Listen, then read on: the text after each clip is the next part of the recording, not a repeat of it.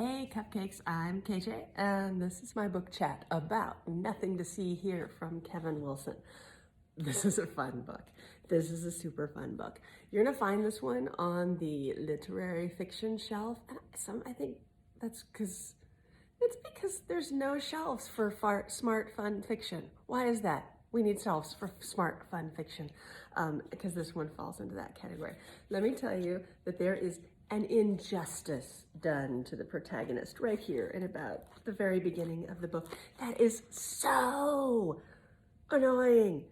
Not from a writerly perspective, but like, you're identifying with the protagonist and you just want to, it kept me up. I read it, sort of right before bed, and then I just laying there thinking, I can't believe that happened. I can't believe they did that to her. I can't believe she didn't do anything about that. Oh my God.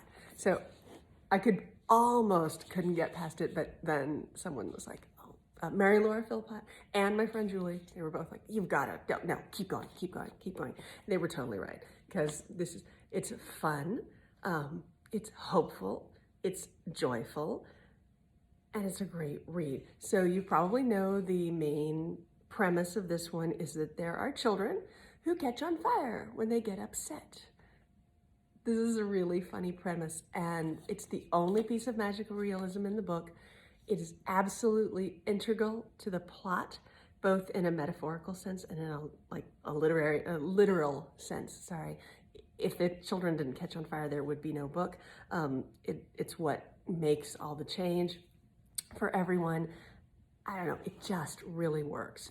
The characters in this book are so well developed, from the protagonist, who is fun to listen to, fun to be in her head, even when she's frustrating and not, not doing the right thing, because that's what protagonists do.